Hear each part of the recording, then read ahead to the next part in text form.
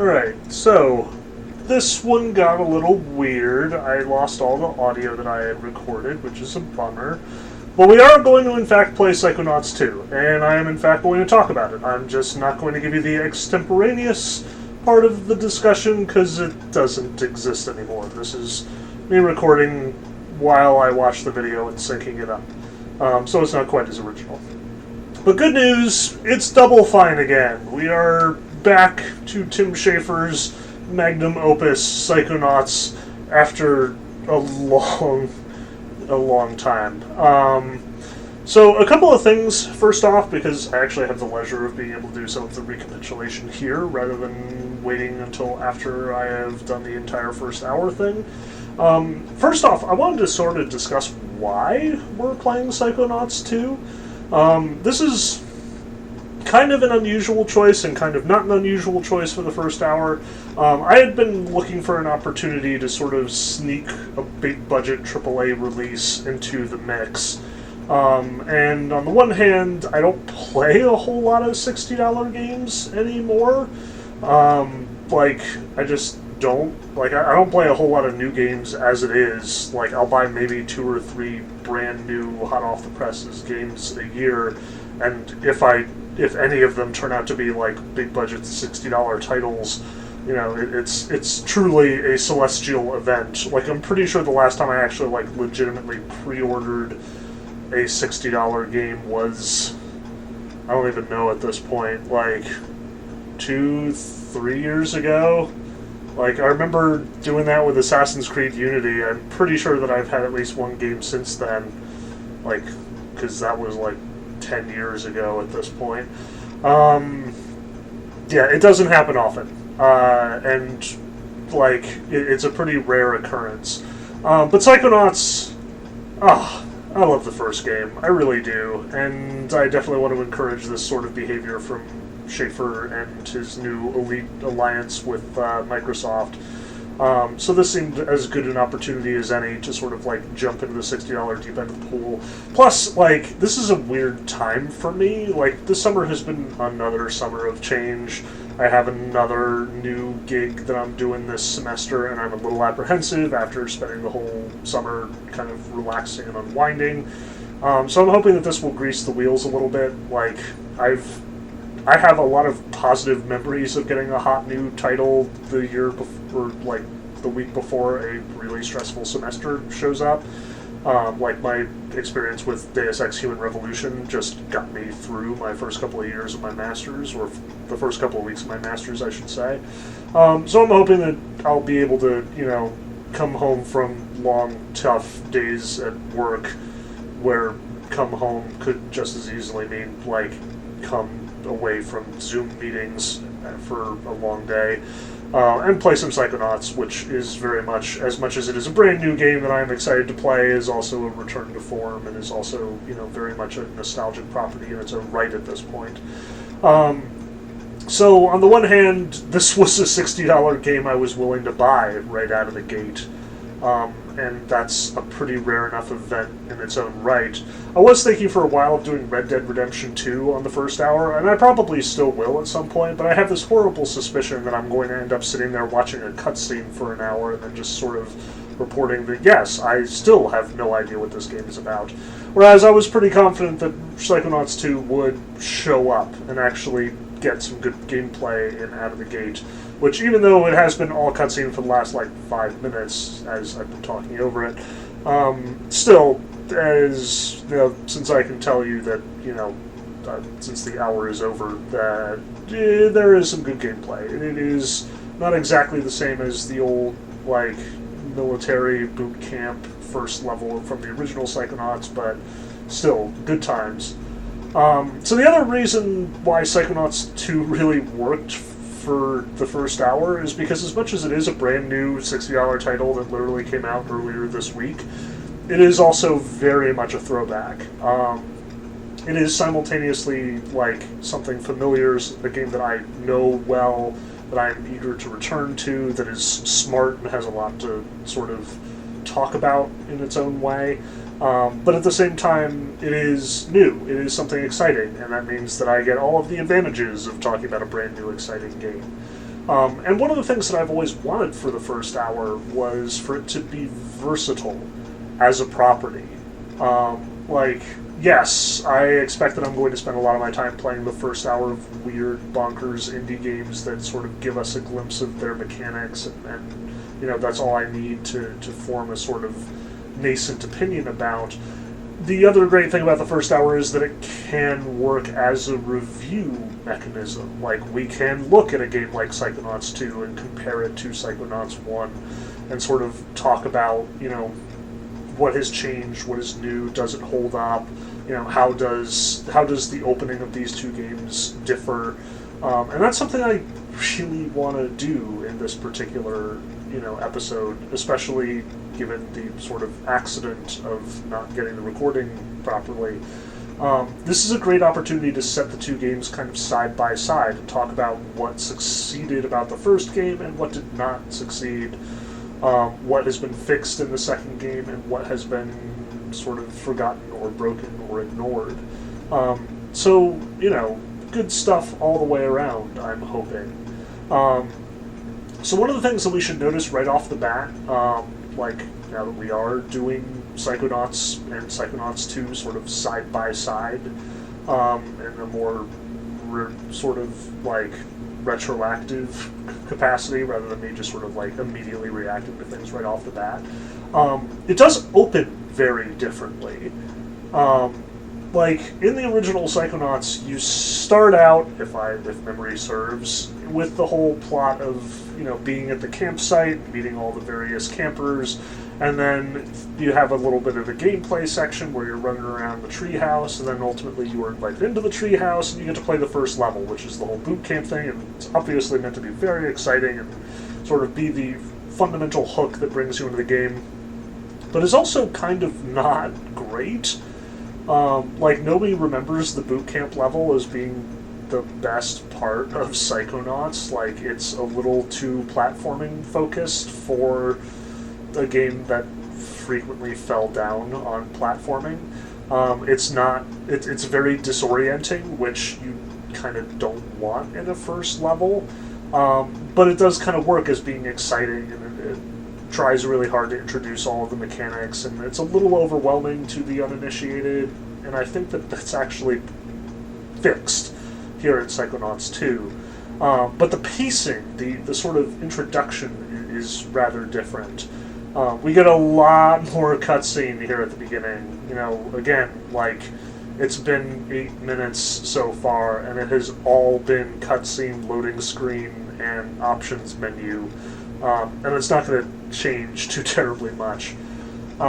Which, you know, it's tough to blame Psychonauts 2 specifically for this. This is very much a hallmark of all AAA games at this point.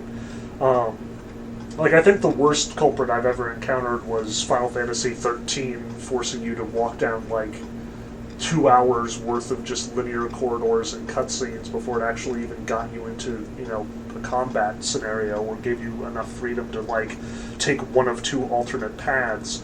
It was rough, and it was just such a huge exposition dump. So, you know, it's hard to blame AAA games for this, and it's part of the reason why I've been sort of avoiding them thus far. And one of the things that you'll notice is Psychonauts is really clever about the way that it is even doing its cutscenes. Like, on the one hand, you'll notice the first cutscene that it did was all recap. Like, it summarized the first game. We had Raz narrating all those events. But then we immediately jump to this cutscene where we're sort of asking ourselves this question. It could be the logical sequel, like we see Raz and the characters all at this office building of sorts, which could be the job that Raz is finally taking. But then we get, you know, those really clear-cut clues and hints from the other Psychonauts that actually know we're in Lobato's brain and we're trying to get the identity of his employer from him. So we then finally get some gameplay section, which you're seeing here, and we're sort of like running around trying to track him without making him suspicious. And you'll notice, too, that this is classic tutorial stuff. Like, here we get, this is how you punch. You have to punch in order to be able to proceed. Like, Psychonauts had a lot of different powers, a lot of different sort of actions that one could take in the course of the game. And if we are in fact doing, the direct sequel without a sort of Metroid-style reboot where it, depowerizes the player, we've got to introduce all of these mechanics bit by bit. One of the great things about the original Psychonauts is that the tutorials are also levels. You go to a new level and you get a new power and you get to explore that power, and that power forms the sort of central conceit of the level until you finally get out of the first half of the game and you get into the real game proper, where the mechanics are a little bit more better strung out, I guess. But even then, they form a fairly substantial part of the construction here. We don't get that here in Psychonauts 2 because you've already supposed to have all the powers, so instead we're getting this rapid fire, this is how you walk, this is how you jump, this is how you punch, this is how you wall jump, apparently, because that's a thing now. But also notice that the level design is absolutely on point for Double Fine. One of the things that was so great about the original Psychonauts was each of the levels corresponded to the personal psyche of whichever character's brain you were hanging out in. And as a result, there was all of this attention paid to the level design where, you could be in the mind of the conspiracy, crazy, paranoid person and have to navigate these sort of warped suburban landscapes full of FBI agents hiding behind mailboxes. It was absurd and wonderful and gave you a real sense of sort of the mind that you were grappling with here. You'll notice that this is a little different. You've got this office environment that is obviously some kind of construct that is sort of what the Psychonauts want Dr. Lobato to believe, but it is increasingly getting sort of perverted or sort of corrupted by these teeth and gums and all of this dental imagery.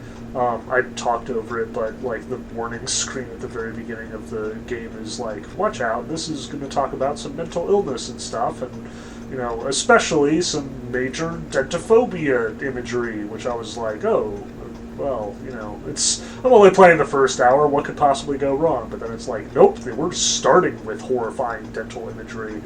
But I think it's mostly pretty harmless. But what's really neat here is that it does give us this sort of dual glimpse. It's got, a pretty clear-cut setup here. Here is Raz and company trying to extricate this information from Dr. Lobato's brain. So we go into Dr. Lobato's brain, and it is as unhinged as we would expect, and it turns out that this is all, within the context of the two Lobatos talking to each other. It's increasingly unhinged from a sort of global contextual perspective, while also very linear and an interesting opportunity for being a tutorial as far as the actual gameplay is concerned. Here we are learning basics of combat. Here are the sensors, the most sort of typical enemy from the original Psychonauts. It teaches us about the figments of the imagination, which we can collect and do stuff with. And even, in this little area, there's a secret area that you can punch the boxes and get and discover the thing behind the shelf back there. Notice, it shows it to us in the cutscene, so it's hey, maybe you should check that out.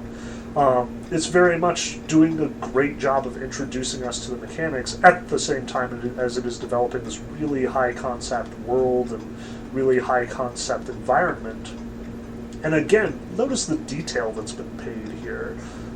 You've got all these water coolers that you can beat up that give you health. You've got, this sort of very mundane, bureaucratic office environment, with that opening shot of what looks like, that 80s commercial, just this endless row of cubicles and all of these people just doing this mundane, drudgery work, but at the same time very much informed and increasingly sort of corrupted by Lobato's obsession with teeth and dentistry. There's just a lot going on here. And, when you add in the fact that this is a sequel, but a sequel, years after the fact, and it's, very much aware of the fact that a lot of hardcore fans like me are going to be picking up this game, excited that they're finally able to get back to Psychonauts after years of waiting, but also trying to sort of like appeal to a whole bunch of new players who have never played this game and who need to learn all the mechanics and need to learn the logic of the world. Like, this is a feat. Like, not to get too glowing in my appreciation and praise for what's going on here, but like, there's a lot of really strong level design, a lot of really strong choices, and they're juggling so much work and doing it quite effectively. Like, in most of the indie games that we've been sort of examining thus far, like, really all they need to do is introduce the central mechanic, introduce the setup, stuff that frequently can be done in 5 to 10 minutes, if that. And now here we've got this really complicated setup for the sequel that introduces even like the sort of slideshow like memories that we're seeing here. There's just so much happening, and I think it works pretty effectively. But I think that's also something kind of interesting and striking, something that we haven't really run into with the first hour before. This is our first sequel, which I know is kind of weird to say, like, that it's kind of just an axiom in the industry at this point that, like, every new video game that comes out is a sequel to an existing franchise because it's guaranteed to make money. And, part of this is, since we were not hanging around in the AAA space, since, we've been playing mostly indie games, it's been fairly easy to avoid the sort of preponderance of sequels. But I think it's interesting to talk about the actual problems that a sequel does present as, as a component to the creation of a work of art. The original Psychonauts had nothing to prove. It was just like, hey, here's this really weird idea from the makers of the people who brought you like Grim Fandango and the Secret of Monkey Island. Like, we just need to show them that we're just as creative as we've always been, but we're also chasing after the legacy of like platformers like Mario and stuff like that. So let's just do a 3D adventure game. Let's do that. Let's see how that works. And it did. It worked great. It's sort of famously clumsy and stuff, but it's still really entertaining to play, and I think it holds up to, mostly. But here in the sequel, there's so much juggling that has to be done. And I wonder sometimes if that doesn't detract from the ability of the work of art to actually just be what it is. Like, especially nowadays, because, again, sequels are so preponderant on the one hand, but, we've brought it even to a new level with stuff like the Marvel Cinematic Universe and all of these sort of shared universes, where you've got just this property, this world that just goes far beyond any of the individual entities in its sphere. Like, so much of art is solving problems as efficiently as you possibly can. Any movie has to tell its story effectively and efficiently, introduce its characters, introduce the ways that they interact with one another, and sort of build up the expectation and the promise up to that very end point where, like, it's where everything comes together and you get that emotional catharsis, or you get this sort of satisfying philosophical or thematic end. That's hard work even all by itself without adding anything else to the mix. But when you have a sequel, you're not just managing, the basic elements of story structure and storytelling and the basic components of what makes a movie or a book or a video game good. You're doing that, and at the same time, you're managing your audience's expectations. You're like the lore and the world that you're trying to build here. And oftentimes that's where sequels fall short. Like, when a sequel leans too hard on the world that already exists, on what the fans have come to see, frequently that's where things fall apart. Like, if anything, the stuff that I find most frustrating about Psychonauts 2 usually have to do with how indebted or how almost chained this property is to its roots. We've got to have the same characters. We've got to have, interesting psychological landscapes. We've got to have quirky characters and sort of random things happening. We've got to play to those themes. We've got to use these powers. We've got to, have the same figments, the same emotional baggage, the same, everything that we had before. We have to include in the new one, and we all have to do it in the first level.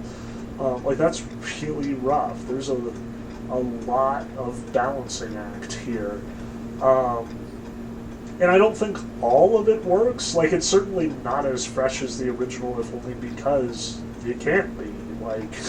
The original was original. There was literally nothing there to expect or to rely on or to compare it to besides what you were playing at that moment.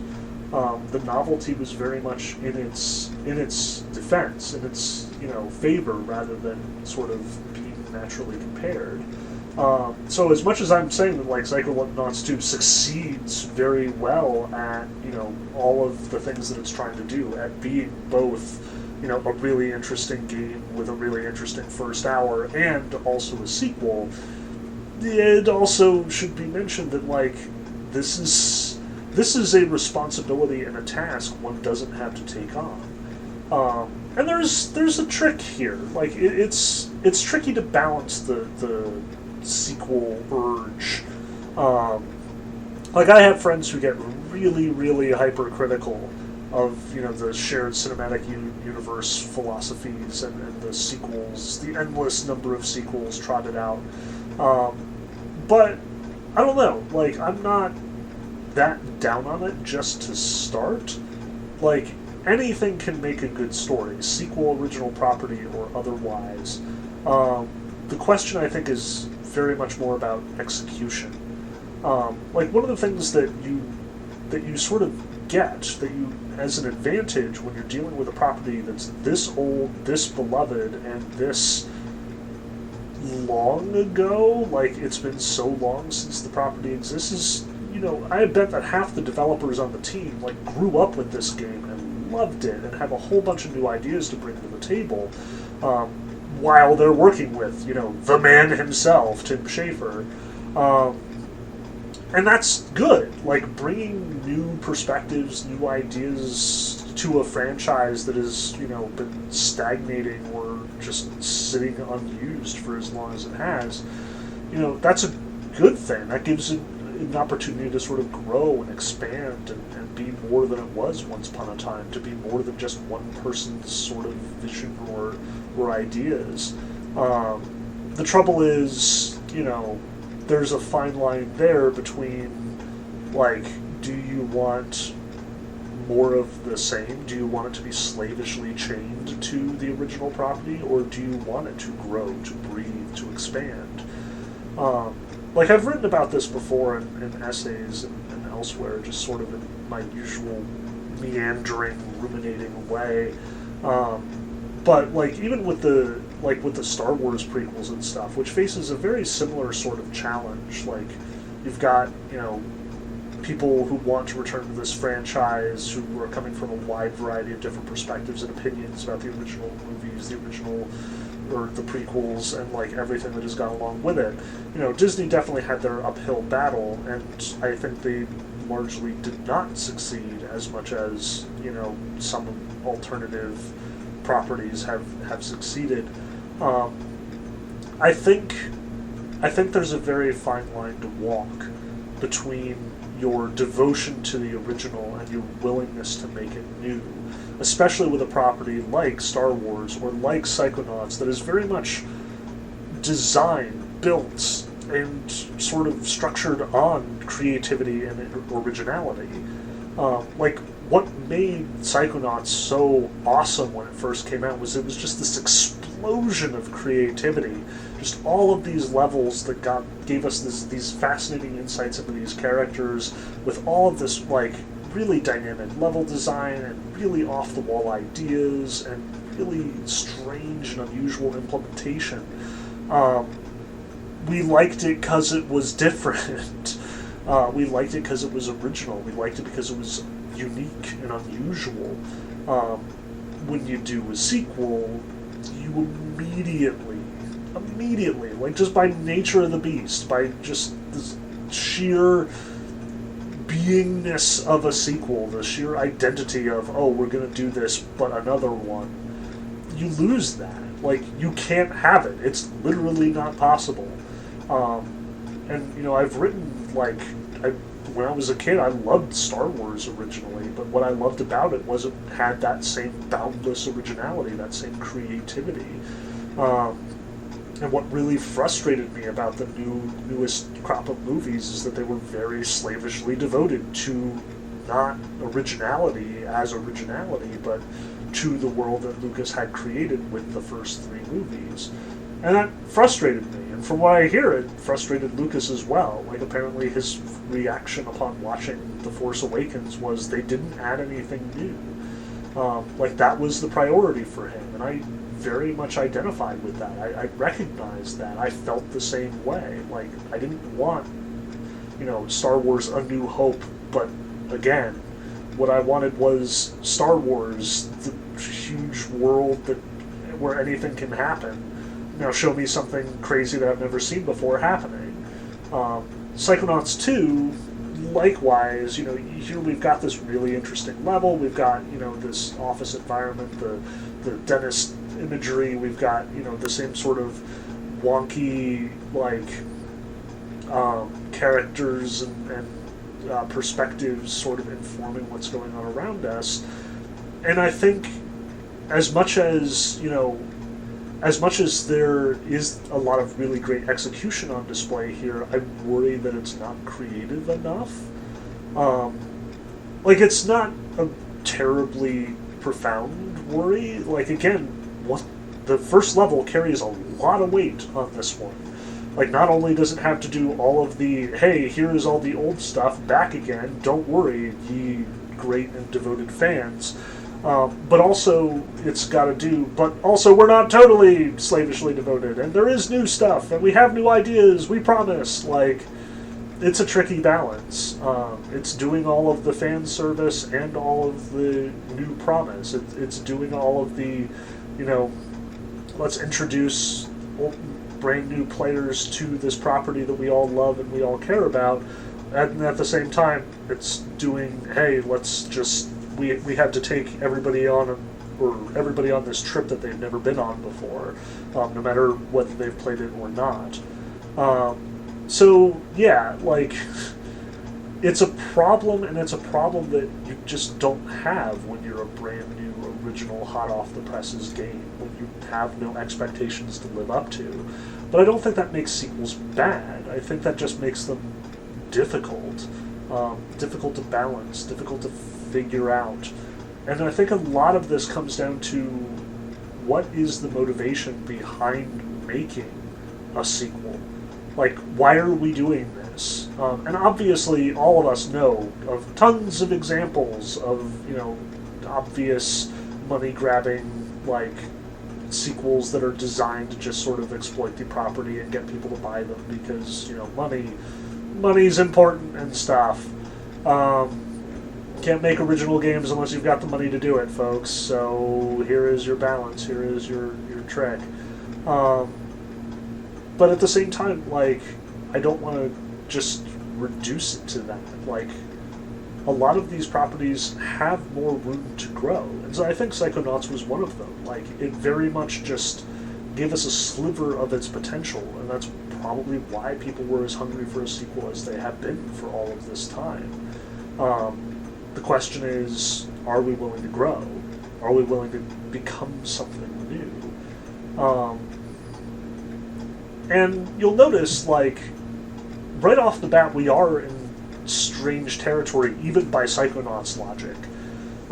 Like, in Psychonauts, the whole back half of the game was sort of exploring the psyches of various mentally disturbed individuals. Like, we've got the opera singer obsessed with her own, you know, success and past glory, and we sort of, like, watch her put on a show and sort of explore the two sides to her personality, the loving, happy, everything is great attitude, but also the really gloomy and depressive attitude, which was actually a fairly incisive look at sort of, I guess, what we would have called back in the 2000s manic depression, but now probably more should be called bipolar disorder. We got to see, El Odeo, the guy stuck in his, his high school years, reliving endlessly his successes as like the football jock, and his sort of anger and his being forced to stick in that role, like being trapped as what everybody wanted him to be. And then of course we have just the good old-fashioned Looney Tunes style Napoleon complex with like the guy who you've got to play the game with and who's moving all these soldiers and stuff around in a kind of weird war game style way. Like all of these characters were really interesting and really striking, and we got to explore their psyches, and we got to like look at them and like just wander around what it means to be that person for a little while. And as much as every single one of them is weird, sort of strange, even when compared one to another, I think the fact that we're going into Lobato's brain, this established villain, this sort of person who is so far removed from normalcy, whose obsessions and sort of like illogic very much color his own perspective, I think that this is still new. As much as, we have been here and done this before, as much as I could anticipate and call the fact that we were in his brain, like, before it was revealed to the audience, like, explicitly, I think that there's still something really cool about all this. And you can see, even some different sort of inspirations and focus here. Like, with that scene just now with Lobato sort of grabbing you out of painting, there's very much a kind of Batman Arkham Asylum vibe, all those Scarecrow levels where you're dealing with fear itself, and the whole sort of game drops away and you have to like fight Crane through this stealth level and stuff. Like, it's hard not to see that as an inspiration for a lot of these areas in this first level. But again, it is really unique. Like, if anything, the most obvious sort of cribbing that's going on is this level is very much picking up where the last game left off. Like, the very last level of Psychonauts 1 is, like, Raz's fears of his... Raz's fears and insecurities about his father get sort of mushed together with the coach's fears and insecurities about his own father, and you end up with this, like, the coach his dad was a butcher, where Raz's dad was like a circus performer, an acrobat, and you end up at the meat circus, and it's like one part circus, one part butcher shop, and it's this really weird, really messed up, really creepy kind of quasi-horror environment, just that it doesn't make sense, and it's very surreal, and it's like both really sort of upbeat with the circus imagery and really kind of scary and morbid with the butcher shop imagery. Like, it's a weird level, and you see elements of that here. Like, certainly not the exact same inspiration. There's obviously no, walking rabbit torsos hanging around here. No, three-ring circus or gargantuan two-headed father figure sort of, chasing you. But notice how it is that same, like, splitness about the world. How we have, the neat, orderly office environment gradually giving way to more and more distorted dental imagery, like here with all the sinks and tools and teeth and just all of this weird, crazy stuff.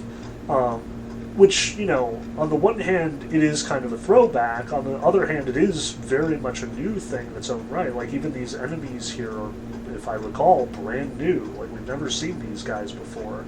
And they're also thematically appropriate. The doubts hold you back. The regrets drop anvils on you. It all keeps to the theme that we've always had of this sort of like psychoanalytical self-interpretation and stuff. But at the same time, there's both. There is both the new and the old here. The game is very clearly telling us, we haven't forgotten. Like, we know what we're about, and we want this to be a continuity of the old game. We want this to have, the same sort of inspirational values, the same sort of commitment to crazy level design, and, weird sort of psychoanalytical perspectives and all of this, while also being something fresh and original and environments that you've never seen before and all that good stuff. So again, like, at the end of the day, I'm very pleased. I really had a lot of fun with this level. It's showcasing so much so fast and doing it surprisingly effectively given exactly how much work it is actually doing at this point. And, some of it is to some degree formulaic. Like, notice we've had areas, levels that are very clearly devoted to each of the tutorial characters in the original game. We get, you have to save Professor Nine by shooting people with Psyblast, and, here's Mia teaching you how to use Levitate, just like in the first game. Which, simultaneously works, because, remember, like, half the players who are playing this game have never played it before. It helps to basically do what the first game did, i.e. introduce all the characters and introduce the mechanics, and all do this in the space that is allotted to them. Like, in the first game, it took 3 levels for you to learn to use Psyblast and Levitate to meet these characters and sort of figure out what their deal is. And we don't have time for that. We gotta get moving. We gotta get moving. We have a whole game ahead of us with all these new characters, and we can't waste time with the old stuff. So let's just throw them in, and 2 minutes at a time. Like, it's a good thing that I know this game. I imagine that players who haven't played Psychonauts before, who are just now coming to the franchise, could very well be a little snowed by all this, which is a little, betrayal of my position here. Like, the first hour, you are supposed to go into these things blind. We're breaking that twice here between my, narration after the fact, but also because I was definitely looking for a sequel to a game I've already played with certain expectations in mind. But again, first hour is supposed to be flexible. There's a lot of potential services we could use this platform to explore and accomplish.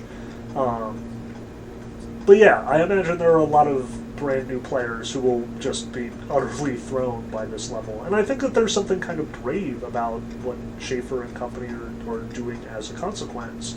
Like, they are willing to risk players just getting turned off by this stuff. They're going in knowing full well that this is going to be Psychonauts craziness right from the word go, and that isn't for everyone. Like, the first game, much as it was beloved by many, is also kind of very, just impossible to penetrate, impossible to get into for many others.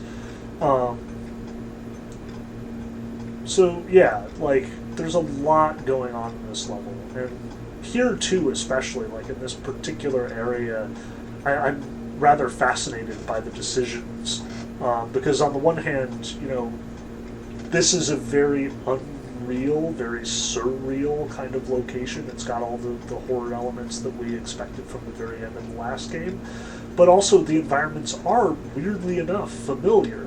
Like, you'll notice there's that little light off in the background at the base of the trees over on the left. That's very much the campsite. Like, anyone who's played the first game would recognize it. We are, at this point, climbing up the tower that we ascended at the end of the first game. All of this is familiar. It is the same world, the same location. Lobato is obsessed with it in the same way that we are. Possibly not the exact same way. The motivation is obviously different, but, it shows us that this is the same world. These are familiar places, but we also see them in a new light. Again, this is a surreal environment. This is not the places we knew as we know them. They are the places that we knew distorted through Lobato's perspective, through his psyche. which is cool, and I think is actually a kind of apt metaphor for everything that's going on here. This is, what is old is new, what is new is old, but nothing is exactly the way it used to be. Everything is at least a little bit changed, a little bit skewed. This is not your dad's Psychonauts, in a sense. Which, again, it's that balance. It's that, do we stress the creativity, do we stress the new, or do we stress the old? Do we cater to the Once Upon a Time fans who are, eagerly awaiting their second game, or do we just make something original because that's what, we expect that they liked so much about the first game to begin with? I'm also struck, and I mentioned this in the lost commentary that we will never get, by the combat.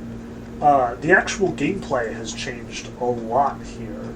Once upon a time, back in PS2 Psychonauts days, which I played it originally on PS2. I think I played it on PC since, but I'm not entirely sure. You had all your powers, and you would pick which one you were using from a wheel or something each time that you wanted to use it. But you'll notice this time we're using all hotkeys. It's much more action focused, much more sort of platforming friendly. I think Schafer and company very much took the criticisms of the old game to heart. And they have made a game that is tighter, more responsive, more sort of action-oriented. Even the fights with the various different enemies and stuff, I think that's a nice change. The battles in the original Psychonauts got pretty repetitive after a while, but now we've got multiple different kinds of enemies, each of which has to be defeated in a specific way, and in order to accommodate the fact that we're switching strategies back and forth, fighting, encounters with a lot of different moving parts, we have to be able to access all of our abilities really quickly. So, we've got to be able to have Psyblast and Levitate and Pyrokinesis all without, accessing a menu or switching gears really frequently. And that's cool. I'm glad that this is one of those ways that the franchise in this game shows growth, significant growth, sea change growth, and not just sort of incremental, the same thing we did before, but plus one kind of growth. And I suspect part of that too is also, this is very much a AAA logic and sort of action game. I have to wonder if Microsoft isn't sort of pulling strings on that one. Now that Tim Schafer has his new masters to please, the game didn't have to be a little bit more accessible, a little bit more action-focused to begin with. So, yeah, I don't know exactly how much of that is natural to the game's development, would have happened if it wasn't for the politics behind the scenes. But at the same time, I think it's welcome. I think the first game was a little clumsy on that front, and everybody knew it. Tightening up the gameplay, making it a little bit faster, a little bit more varied, is at the end of the day a good thing. Just, we don't want to overuse it. So much of the logic behind the first Psychonauts was adventure game logic. You're going to use this tool in this place to solve this puzzle, and less action-focused. I will, in fact, be disappointed if we end up just doing nothing but platforming and action sections without the sort of puzzle solving that was typical in the first. Especially because the puzzles were so integrated with the psyches of the characters we were dealing with. All these fetch quests for the conspiratorial milkman, or the milkman conspiracy level. And, there's a lot to be done there. Part of what made the first Psychonauts so cool was that each level had completely different mechanics, completely different objectives. It was not the same thing every time. You would go to, the fish monsters level, and you'd be stomping around like Godzilla, flattening buildings and, squishing tanks and just, trying to sort of survive and get by, whereas in the Milkman Conspiracy it was much quieter, more meditative, more puzzle-solving, more mystery-ish, like you would expect from tracking down a giant, vast conspiracy. So I'm hoping that kind of diversity will still be on display here, and it won't just be action level after action level, shoehorned one after the other. But, it's early. We're only 45 minutes in.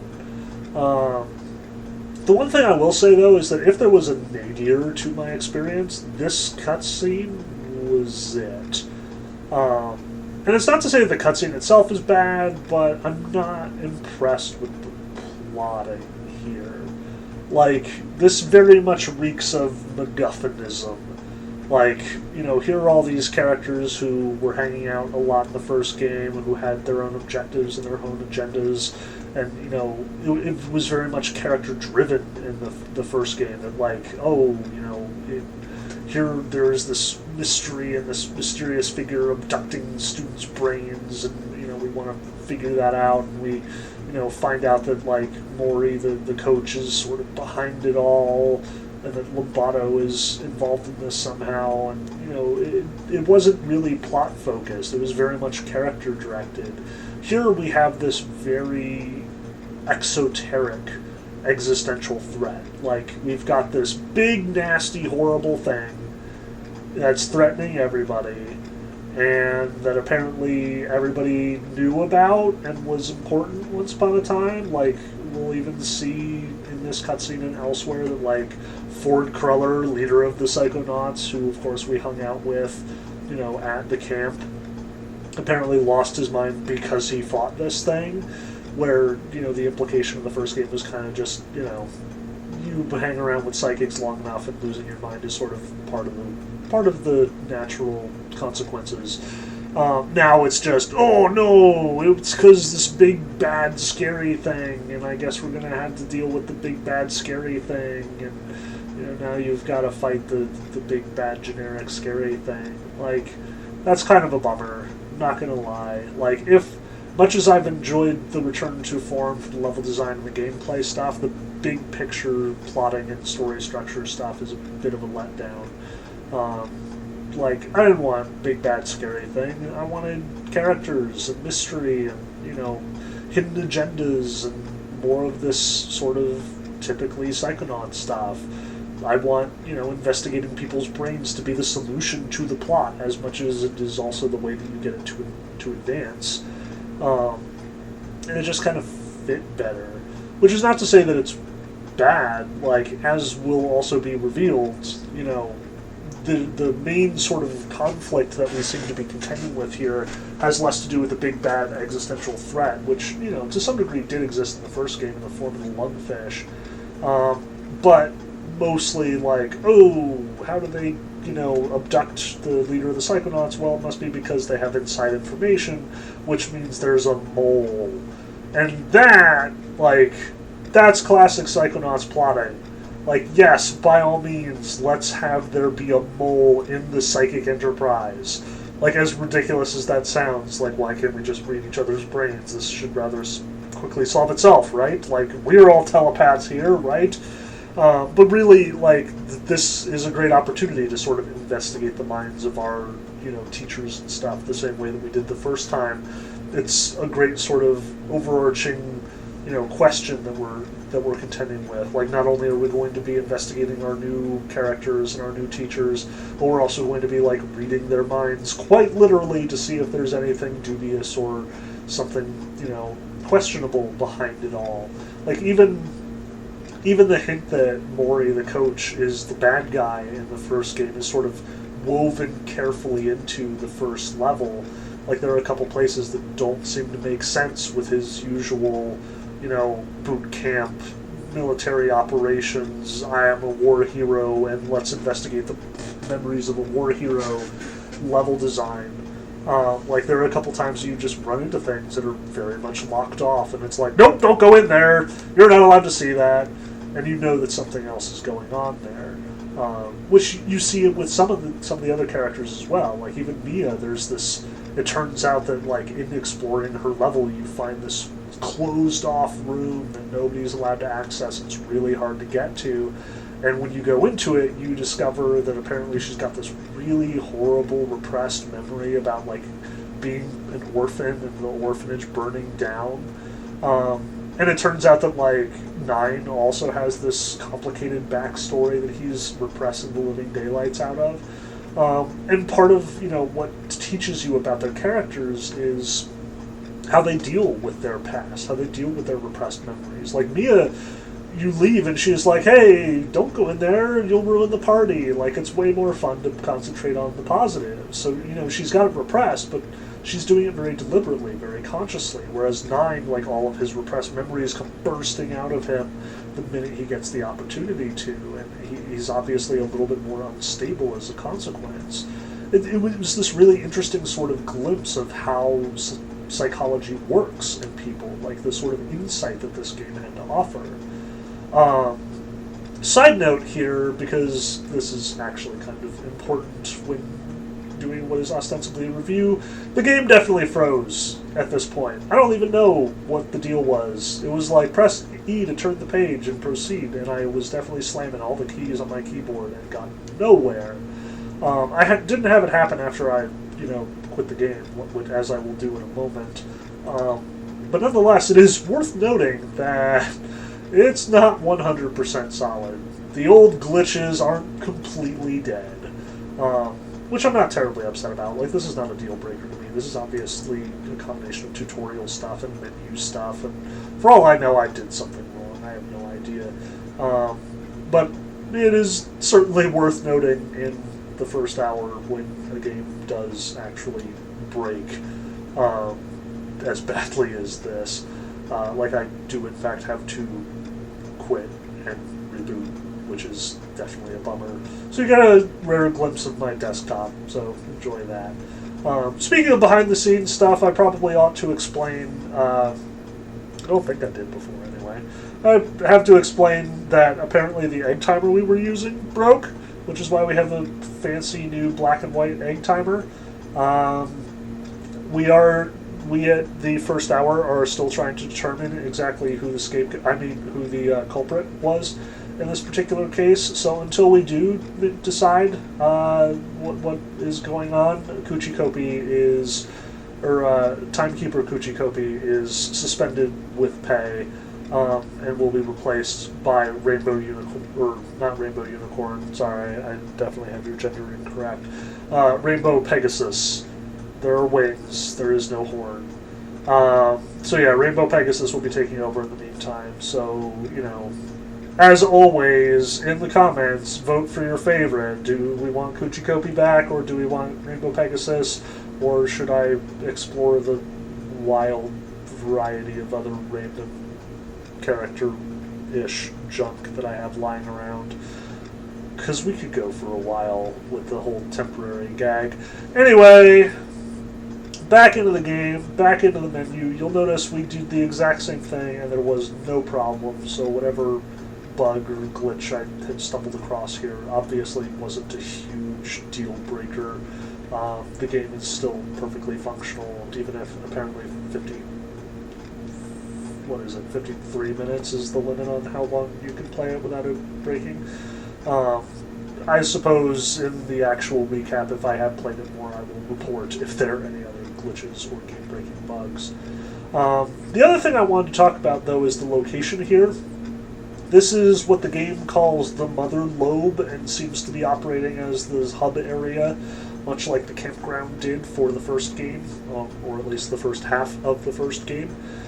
And I gotta say, I'm a bit disappointed with it. I think it's a bit of a step back. Like, I like the aesthetic. I like, it had sort of hinted back in, the first game that, like, this was a summer camp for training psychics, and, they have some sort of secret organization that's very much a spy kind of setup.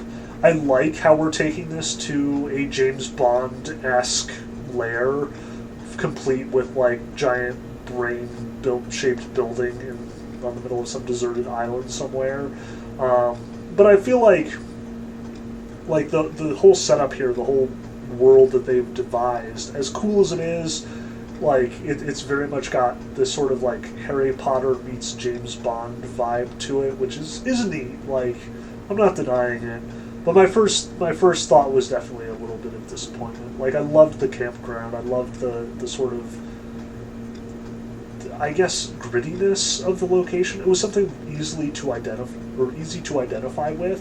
Whereas this hub world looks very much like every hub world. Like, the first place that I thought of was like the hub world in the first Mass Effect game, where it's like, oh, here are the obviously set up doors that lead to all the various places. Like, this looks like a freaking 90s shopping mall, and it's kind of silly. Like, it'll work. I'm sure that it's very much functional as far as game design is concerned. Something that the campsite really couldn't boast. Like, new players frequently got lost in the campsite just because things were fairly poorly marked. Like, you had to be looking for the little signs. But as much as it was just, like, not terribly streamlined from a game design standpoint, it was also very real to the experience of being at summer camp and just sort of trying to find your way around and explore. Like, it worked in that sense. It's one of those things that was clumsy but functional.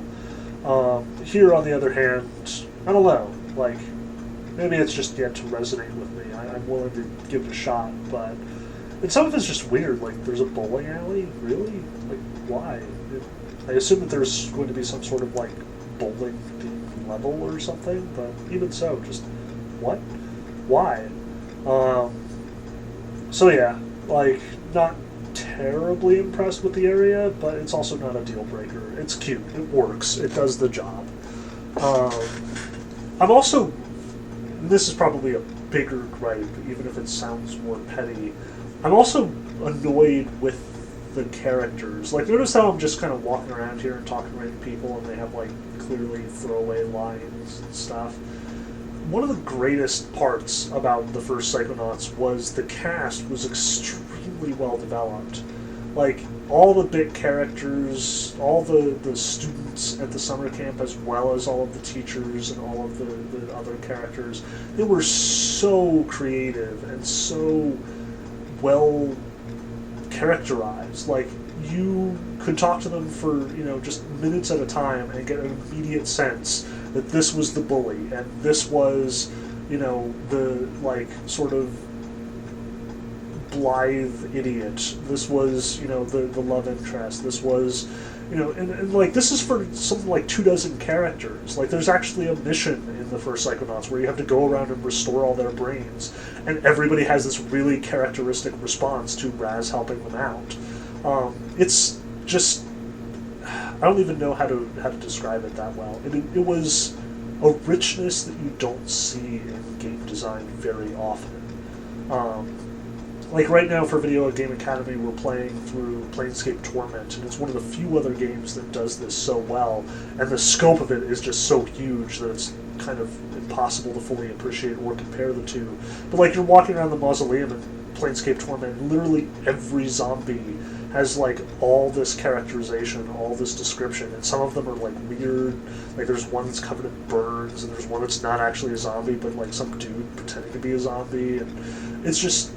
That level of richness, that level of depth to the world requires a great deal of work and creativity, and the fact that it's missing here is a bummer.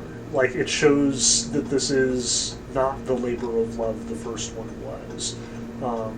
Which is not to say that this one is bad by any extent of the imagination. It just doesn't show the same care.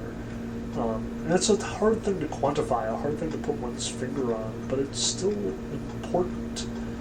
It's still so crucial to what made the game so beloved in the first place. Like, it had that depth, it had that care. Every creative choice was a choice. It was not just a sort of throwaway, oh, we need more NPCs in this area, or, oh, this character should... we had to have, like, other typically camp-ish folks. That's it. That's our hour. So I think technically we're a little over at this point. That was me trying to quit, but ultimately deciding not to so I can save. So let's switch gears and head to the recap, shall we? Alright, since we got to do a lot of recapitulation, both of the first game and of the second, in our, impromptu recap rather than immediate reaction audio to the video, can just skip straight to the question. So let's start with question one. What is good? What is bad? And I know I spent a lot of time talking about things that I liked and things that I didn't like. So we can definitely keep this pretty tight and short. Obviously, what I like is that all of the game design priorities are on display here. The level design is, again, top-notch, very promising. If there is a downside, like the most obvious one that I can think of is what I was literally saying at the end there, that the characters don't seem to show that same level of fidelity, that same level of creativity, that same level of devotion. Both the macro levels of this game seem to be out of sync with the expectations I would have had from the first one, as well as the depth and creativity on display and the microcosm here in the sequel. The level design is on point, the gameplay is on point. I'm looking forward to seeing where the action, the new developments in the action take us. All that is very good, but I'm not looking forward to the plot, and I'm a little disappointed in how superficial a lot of the characters are. I wanted more, is what it came down to. Like, it makes sense that after 20 years, Tim Schafer sort of creating a wide variety of new games and being away from the adventure game formula, that like characterization and dialogue has sort of taken the second chair to gameplay and action. But it's still a bit of a bummer. Like, what was so great about the first Psychonauts and about Brutal Legend and about the other games in Double Fine's sort of indie run that I really enjoyed, like Massive Chalice, what is really sort of awesome about them is that it combined that sort of quirky aesthetic with a depth of character and writing that you just don't see that often in video games anymore. Like, it just doesn't happen, the way that it did back in the days of Grim Fandango and Secret Monkey Island, where literally that was all the mechanic you had, and where that was literally like the top priority because that was the thing that everybody saw. So that's a bit of a bummer. I'm hoping that I am wrong. I'm hoping that the game proves me wrong, but if I have to go, as we do here in the first hour, on just the first hour, I'm apprehensive. I am not terribly encouraged. So that kind of brings us directly to question number 2, like, what did we learn? I guess the most obvious thing we learned is sequels are hard. Like, just talking through all of what I had watched and played through the first time around just made me appreciate it more, how difficult it is to live up to the expectations of an existing audience while still bringing something new to the table, but while advancing the property in some way. Like, that balancing act is crazy difficult. And I think it's especially difficult with a property like Psychonauts that is built on being quirky and novel and creative. It's one thing to release just the umpteenth Assassin's Creed game with the same sort of fundamental basic underlying mechanics, while just allowing each year to sort of create a new world and a new historical period. Like, that's important work. I respect that. I like most of the Assassin's Creed games, as much as it's been a while since I've played one all the way through. But when you've got something that is built on novelty, like Psychonauts, that the selling point wasn't some one mechanic that was really engaging or one conceit that was really important. When your pitch is, this is a really weird creative game, making a second really weird creative game that's weird and creative in the same way as the first game, but also still weird and creative in its own way, like, that's a frayed tall order, and it's difficult to see how one can thread that particular needle. So, yeah, like, as much as I may have some negative things to say about both the overarching plot and the character development, a lot of that is me building expectations for something that I don't necessarily appreciate at this stage of the game, which is a little unfair. So, again, sequels are hard. But I think if there's another lesson to be taken away here, it's that there is no substitute for quality, for hard work. Like, as much as the original Psychonauts was kind of famously a janky mess, like the platform detection, the collision stuff, like the actual programming of the jumping and shooting and stuff was kind of a giant mess, and everybody knew it and everybody was grumpy about it. I would rather still have janky platforming and janky, action mechanics than to have skimped on the character development. That is just so much a huge part of the first game, so much a part of Psychonauts in its very DNA. Like, if you want to build a game about going into people's brains, you have to make people interesting enough that their brains are someplace you want to explore. Again, there's a difficult sort of needle to thread here. The world has changed in these 15, 16 years, and I imagine that just let's make a game about mental illness does not have the same sort of easy breezy attitude that Schaefer had once upon a time. But at the same time, again, there's no alternative, there's no substitute for good writing. And as much as we're not seeing bad writing at this point, I'm not seeing anything that's making me want to write home. Some of the interactions, even in the first hour of the first Psychonauts, even, when you're seeing the other characters, like the kids at the summer camp getting blown up by the coach out of that sort of particular breed of, monstrous schadenfreude camp counselor attitude, that was just so good. And it was so, important to everybody's characters. By contrast, we're seeing the same old characters and we're not seeing them in a new light, which is a real bummer. So, if what is special about your game is the fact that your game is special, unique, different, creative, you cannot phone it in, I guess, is what I'm trying to say. This is true about Star Wars, this is true about Psychonauts, this is true about I don't even know how many other properties off the top of my head. If you want to maintain a reputation for sort of bonkers, off-the-wall, naked creativity, you cannot follow it up with more of the same, just by definition. You gotta just throw out your old thing and come up with something new. Arguably a sequel isn't even a reasonable thing to do at this stage. But that's probably a little too harsh as far as generalizations are concerned. So let's jump right into question 3. Am I going to play it more? Well, yeah.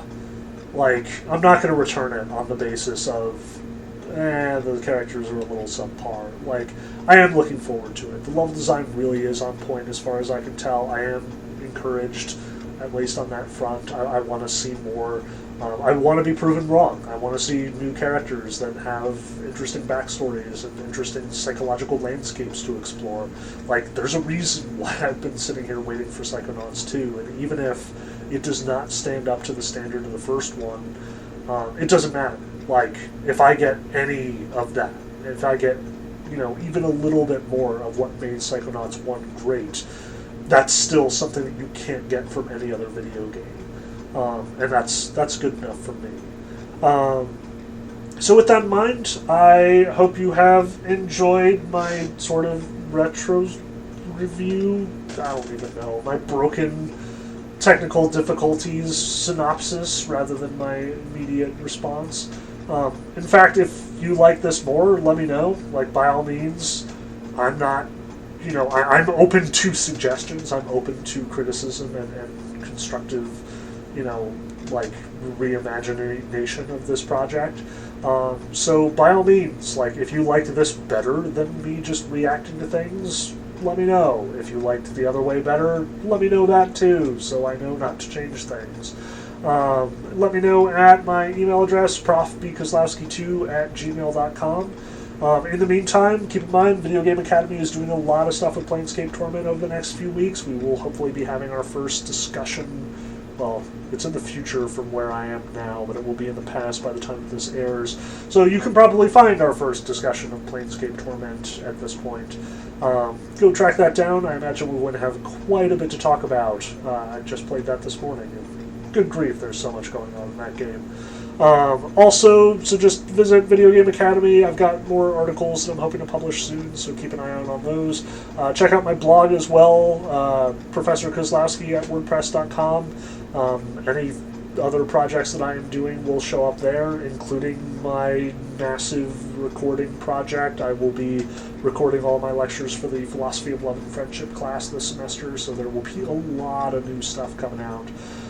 So, yes, definitely like, share, subscribe, and treat Cthulhu. Do whatever you can, because the more I see participation in the stuff that I'm doing online, the more I can focus on that, the more that I can sort of make this as good as possible. Again, there is no substitution for hard work and earnest creativity, and the more I can afford to spend on this, the better. Thank you again. I hope you enjoyed this. Godspeed.